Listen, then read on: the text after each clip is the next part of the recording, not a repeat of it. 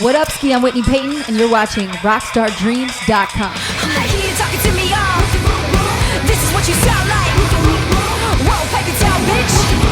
Cause all I'm making now is blah, blah, blah. Alright, so at Rockstar Dreams, we like to share the rad, backstories of the emerging artists and these upcoming musicians. But a lot of people don't get to see what it takes to become the musician that you are and your backstory, Right. The grind and everything. So if you have to choose any, perfect defining moments of what made you become who you are today as an artist, what would those be and why? Yeah, I mean, you're right. It's really funny because people just see the tip of the iceberg because, of course, as artists, we're posting things that are positive happening in our careers. We're posting things on Facebook and Twitter that whenever we have successes or achievements or win something, we don't want to post when, I was told no, that I couldn't get on this show today. I was told that this label wasn't interested in me. I was told this and that because we feel it doesn't make us look good. So it's so funny that, the fans don't see the trials and tribulations behind the scenes. They just think we get like every door kind of open for us and an opportunity falls on our laps, which is completely untrue. So, I mean, the defining moments, probably a lot of fans, if you ask them about me, they would define my moments as all my achievements, but I wouldn't. I would define my moments as the times that I did have doors slammed in my face. I mean, there's been several times where I was trying to get booked onto different festivals and whatnot, and I'll never forget this one time. This one promoter was like, we already have a girl on the festival, so we don't need you because we already have a girl. And it was like, you filled your quota for female artists, I guess. I mean, it's really weird to be in this industry and see some of the things that these people say and how they look at you and how they treat you or don't take you seriously. And just having to go through that really defines you because it can make or break you. You could have that happen to you and be like, you know what, this just is not worth it. So if the music overpowers the fact that you have all this negativity sometimes to go with it, and you have to deal with with what people are going to say. If your love for music outweighs it, then obviously this is for you. If you can't handle everything people are saying and you don't love music to the point where it's worth dealing with some of the things you have to go through, then of course you might want a different profession. But I think that's how musicians realize, hey, this is what I want to do as a career, because it's way different doing it as a hobby and doing it as a career. Two different things. So it's crazy. It's been a crazy couple of years, but I think those moments of being told no is what made me really. All along the street, it's broken bottles and styrofoam. Rappers everywhere. And I don't mean the kind with microphones. It's at the point where kids can't even ride their bike along without kicking up the trash you couldn't throw away when you got home. The city's not a waste, so why are we wasting it? Why trash Philly? We should be embracing it. The Burbs of Philly aren't exactly known for putting out 5 foot something petite, lady power, house lyricists with pink hair. So how do you think you're defining the odds to connect with your audience and expand your fan base? Yeah, I mean, it's funny. It's like I always wanted to rap. I've been a poet for a while. I was a spoken word artist before I became a rapper. And it's like I didn't choose where I'm from. I didn't choose what I look like. So it's not, some people might see it as a gimmick, but I wanted to be a rapper, and it wasn't my fault that my image and everything, surrounding me is not the norm in the hip hop community. I didn't try to do that. I didn't try, obviously, to be a little white girl. It just kind of happened. So yeah, it just is what it is. I mean, so some people see it as kind of a gimmick or my image, but it's like I really couldn't choose that. This is how it happened. But I mean, I think it's really relatable. I think that's what people like about it, because it is different. So the fact that it's different draws them to check it out, but the fact that I am relatable to them keeps them. You know what I mean? Instead of just watching it to see, okay, this is really weird, let's see what it sounds like. They watch it and they're like, okay, like the things she's saying I can actually relate to.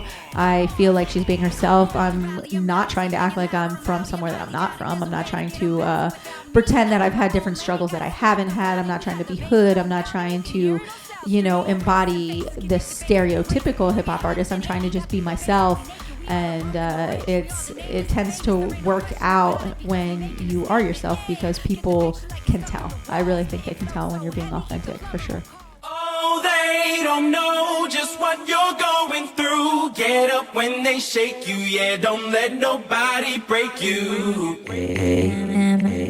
Some say I'm the greatest, some say I'm the fakest. Some saying I'm underground and some saying I made it. I'm highly motivated, so let me demonstrate it. I've been gifted since the womb, I'm just angry that I waited to show y'all I rock a different image so you're thrown off. I'm not shaking my ass, but my words will knock your dome off. My mama told me not to ever run my mouth, but my mouth is making money, let the motherfucker go off.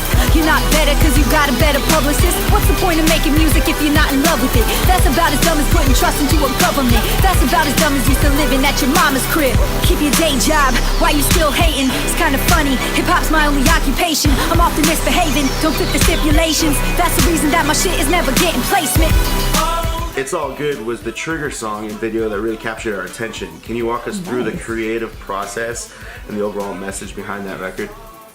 Yeah, I mean, before that I had put out so many aggressive records that were kind of dark and were just, I don't know, they were just moody and dark, and I wanted to put out something that had positive vibes and was just like a feel-good kind of song because it was different for me, and that's what that beat kind of made me write. I mean, Allie McGuire is the one who made that beat. She is a producer from Philadelphia. She goes by Allie A. McGuire. So there's another female, that had to do with it. So I use female producers. It's like a lot of women behind the scenes kind of in my operation, to be honest.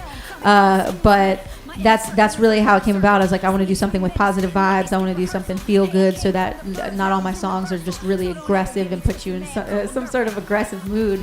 And I think it was cool. It was definitely still me. It wasn't trying to be something I wasn't either. So it was fun. That's one of my most recent singles. So I'm glad that's the one that pulled you. I think you kind of answered the next question already, but I'm going to ask it anyway. So who is your producer? Yes. Well, I use several different producers, so it's not just, Allie has made several of my beats. She does pretty much most of my engineering and mixing, like I would say like 90% of it. So I record a lot with her. As far as my last couple albums, she's made several beats on the records, but I do use a mixture of producers. I think it's definitely important to blend a lot of different sounds.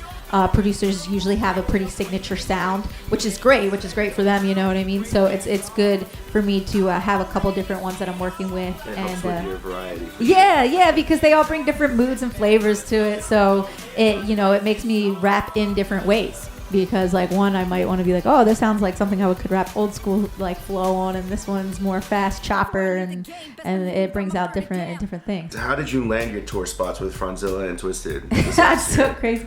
I mean, Twisted, I just did a couple spot dates with this past year. I actually toured with them in Canada in like 2012. But with Franzilla, it's kind of crazy because the way that I got on tour with him was like no way that you would ever usually go about it. Usually someone's agent kind of contacts you, or you try to contact their agent. Everyone's people talks to everyone's people, and that's like how it works in the industry. But literally with Franzilla, one of my friends just hit him up on Instagram. It was Instagram. Hit up Franzilla and was like, you need to tour with Whitney Peyton because, we saw that he had just dropped a rap record, which was different for him.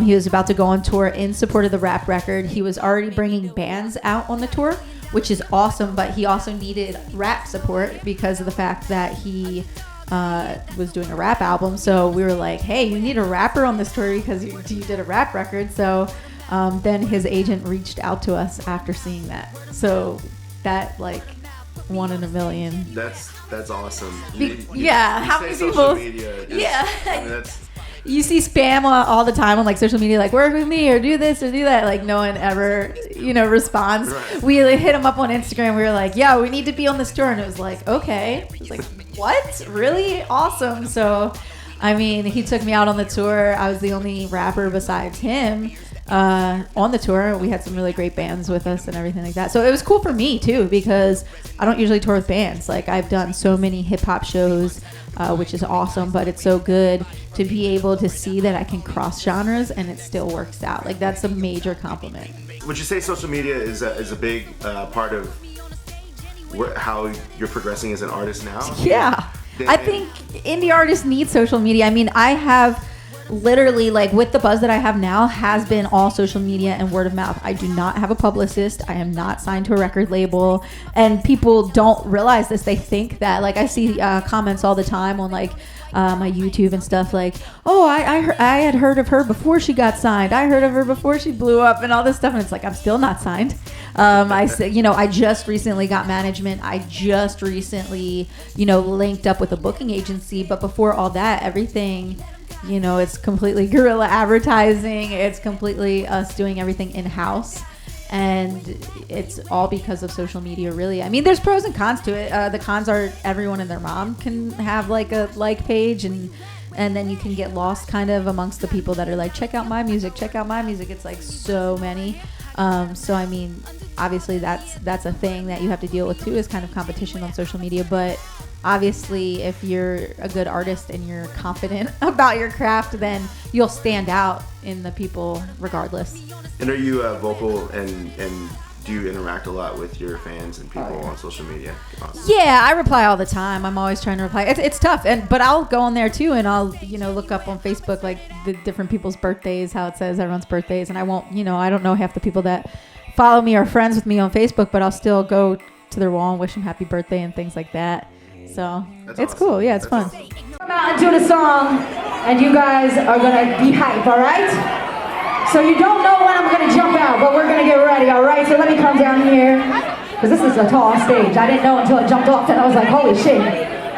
Okay? So we're gonna get ready out here. And you don't know when I'm gonna do it, but when I do it, you better have my back. Y'all ready to cause a riot, Arizona?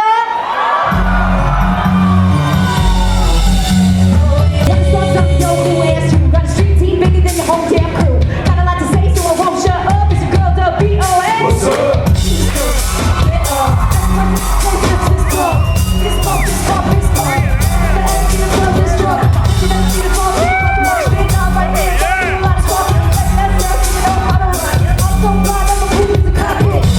Your girl from Philly. Yeah. How does she link up with Powerline Management, which is where you're at right now, Right. g-eazy Entertainment's Powerline Management office? How do you link up with them? How did you find out about them, and how did you? Well, the industry, as you get higher in the industry, it's actually smaller. So it doesn't matter where you live or where you're from. Everyone's going to hear about anyone doing anything in the music industry regardless. So I really met up with these guys, though, when I did the Franzilla tour, because Zach with Powerline Management saw me perform in Arizona with Franzilla. And he was like, wow, this is really insane, because my live show is highly energetic. It's really interactive with the crowd. And I think he was like, this girl is rapping at like to a rock crowd and still, getting their attention and respect, when most of these people have not heard of her, because this is not my crowd, my normal crowd. You know what I mean? So he was like, this, there's definitely something here. There's really a lot of potential here, because if they're responding to her and they didn't even know who she was before she stepped on the stage, and now they're singing the songs before, that they don't even know yet, it's kind of, it's awesome. It's a good feeling for me too, for sure. Okay, let's try that. Got problems if you really want to drop comments. Start climbing because I made it to the top line. I'm not good, I don't roll with that galleys, but I'll kick you in the shit. Run away like a rock, button of the industry.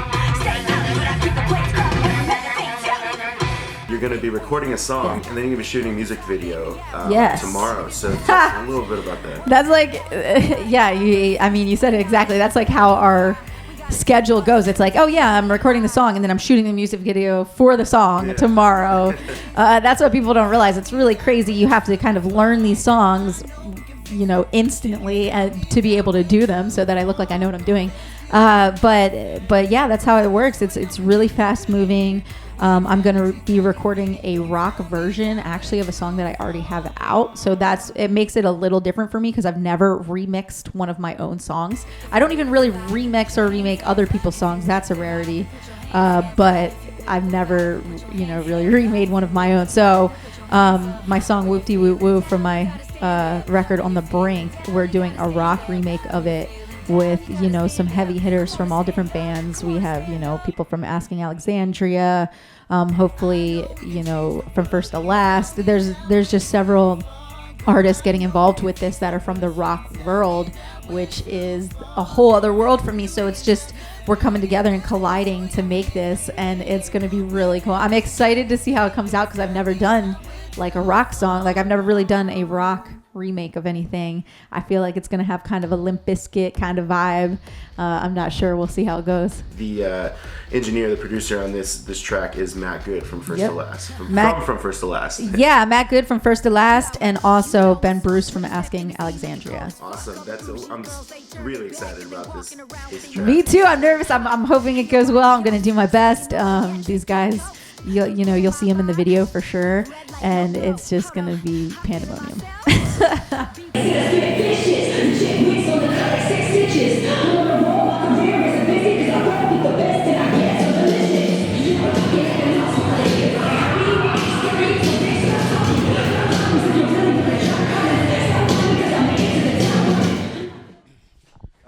People are probably going to watch this and wonder why you're all decked out in makeup and sweating. Yeah. So what did you just do?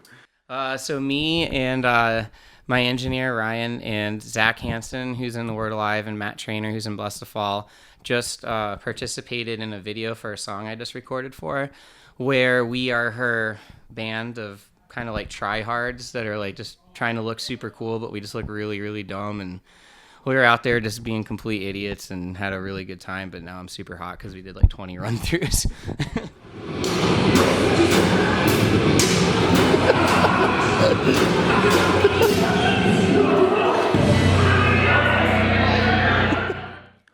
On Blessed to Fall's last tour, Zach, who manages Whitney, hit me up and says, "Hey, she's playing in a show with Asking Alexandria, and we think it would be cool to incorporate live drums and give it a little more rock feel." And I thought that was super, super cool. It's something I've always wanted to do is play with like a rapper or something else that's not like just in your face metal double kick drum. So when he asked me, and you learn a couple songs, 5 songs, 6 song set, whatever it is, and you play it right before our Asking Alexandria, I was like, yes, let's do it. This is gonna be so much fun. So I learned, the 6 songs or whatever it was, and it was a blast. I love playing with her. She kills it. And then with this, today we're shooting a video for one of her songs, but it was remixed and redone as a rock version of her original song. So it's just spinning rap on top of rock music, and it sounds sick.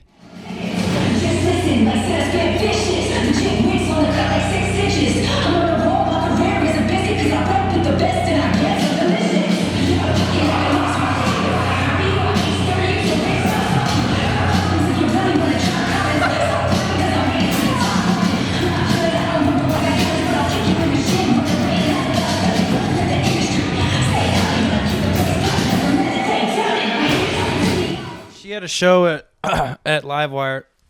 Woo! Sorry. It's a Flamin' Hots. She had a show at Livewire, which is a sweet venue in Scottsdale.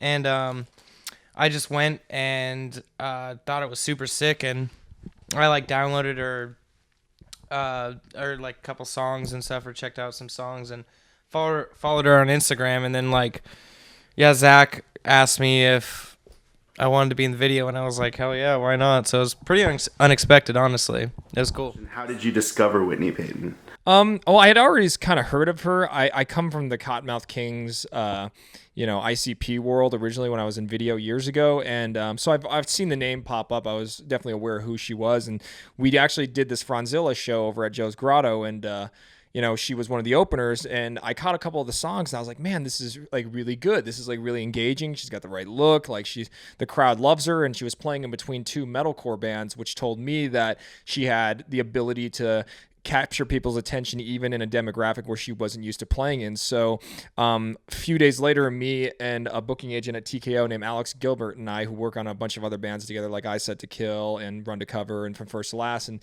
we were at her Facebook page just talking about her, and we realized there was no manager, there was no agent, and she was completely DIY. So we reached out to her, and after some convincing and whatnot, she got on board with us. And yeah, here we are. We threw her on this Asking Alexandria show earlier in December, and she just went out and just smashed the crowd in half. And then we had her on a Stevie Stone show, and we actually just got her a tour with Cottonmouth Kings for January, and we're shooting a music video here for a rock remix. So.